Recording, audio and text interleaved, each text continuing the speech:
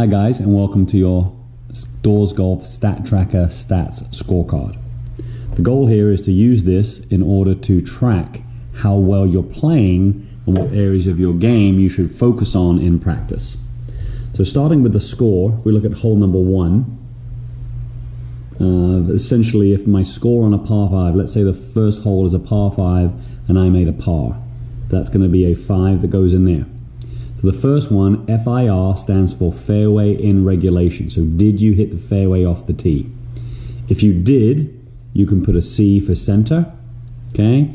If you missed it left, you could put an L, or you could put an R for right side.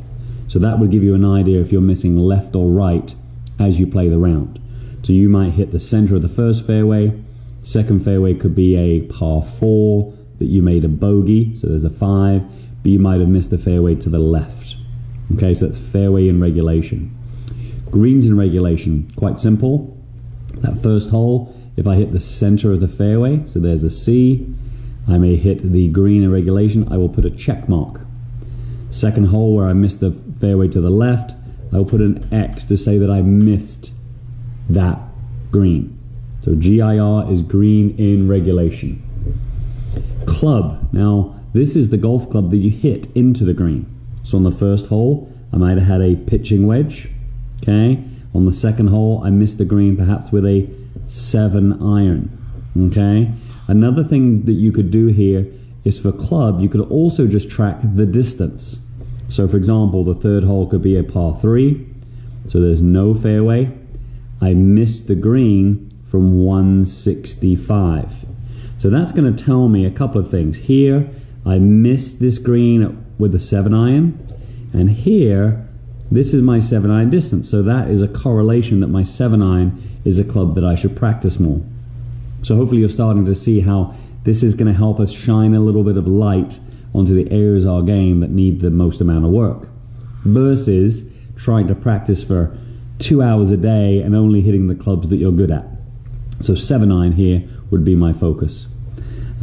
Pitch sand, PS. So that basically says that if I've hit the green in regulation, there was no short game shot. Okay, if I missed the green with my 7 iron, what shot did I have? So if I have a pitch, I'm going to put a P. On this par 3, perhaps I missed in the sand, so I would put an S. Okay, now what's really important and how I like to use the short game area here is if I have a pitch shot because I missed the green, did that pitch shot hit the green? Did my bunker shot hit the green? If you ever have a pitch and you blade it over or you chunk it short of the green, we definitely want to illustrate that by saying that your pitch did not hit the green. So on this par 4, for example, you probably made double because you might hit the fairway, center. You're going to miss the green with, let's say again, it's my 7 iron, okay? But the pitch shot that missed the green, suddenly now you have to chip it on again, all right? That's my 4th shot. Now a 2-putt, I made double. So the reason I made double bogey was right here, okay? Wasn't necessarily my 7 iron, although missing the green caused me to need to head a pitch. But the pitch shot was a big mistake. I could have pitched that on, 1-putted, and made par.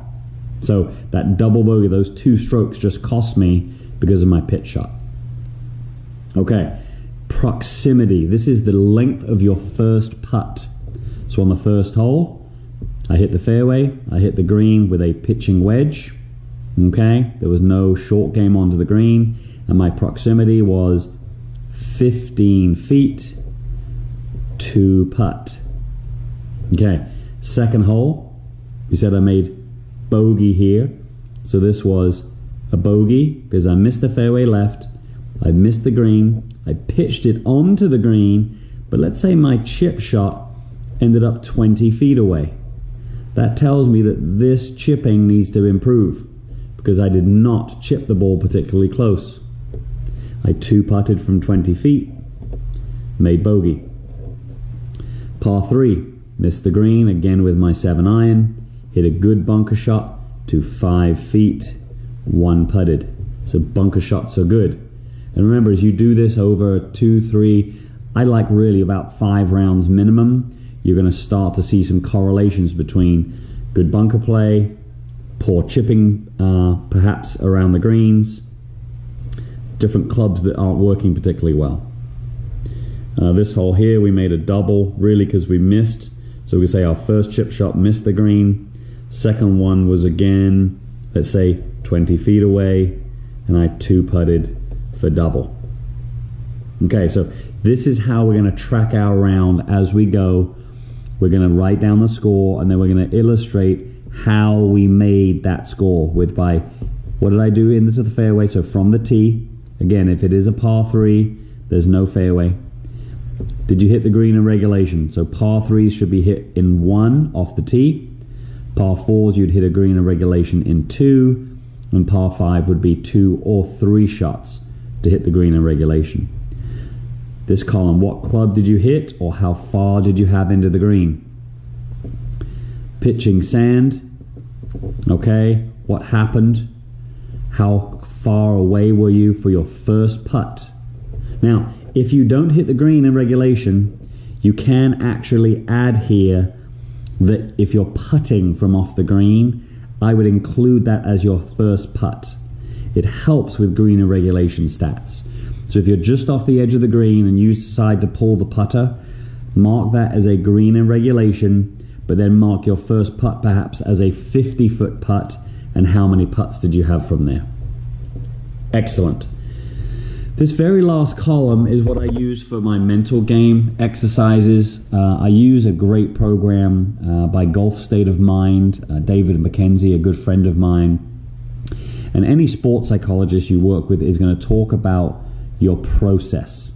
So I'm going to shoot another video to discuss that. So for right now, we don't need this last column at the moment. I want you to be a little bit more aware of what it is you're doing from tee to green and then on the green. And then at the very bottom, we're going to total these scores. So what was your score? How many fairways did you hit? Most golf courses have 14 holes, par 4s and 5s, where you're going to be, that's probably going to be, something out of 14, okay? Over here, greens in regulation, that's going to be of 18. So I got 18 greens there. The club that I hit, you're going to look at your distances. Which clubs, you could, from this list here, you're going to be able to see which clubs you were missing greens with, and identify which clubs you should be practicing with. P&S, pitching and sand. How many pitch shots didn't hit the green? Okay, you might write down here, P is my pitching focus. Or maybe you left the ball in the sand, or you bladed the ball over the green. So you might focus on sand shots. I find a lot of amateur golfers forget about these chip shots, pitch shots, and bunker shots that they mess up. And they always focus on their driver and their irons. And the best players in the world are only hitting 60 to 65% of fairways. They're only hitting probably 65, 70% of greens. So if you understand that, as a scratch golfer, 50% and 50% is good. So hopefully those stats give you an idea that you should be focusing more on some short game. Proximity to the hole. This can be broken up into 2 areas. I like to focus on my proximity to the hole, greens in regulation, and then proximity to the hole when I miss the green. So that would be 2 numbers there. How far away are you from, even 3 numbers. How far away green in regulation, how far away pitching, and how far away from the sand. Okay, and then the number of putts you had. This again could be putts per green in regulation, putts per pitch shot, and putts per bunker shot. That could also just be putts per green in regulation and putts per short game.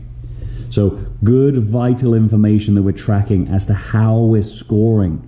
How did you get to this number, whether it's 72, 82, 92, 102, 122.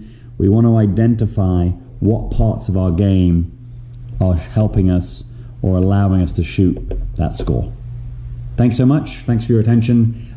Please look out for the process video and for any more videos like this on my YouTube channel or website.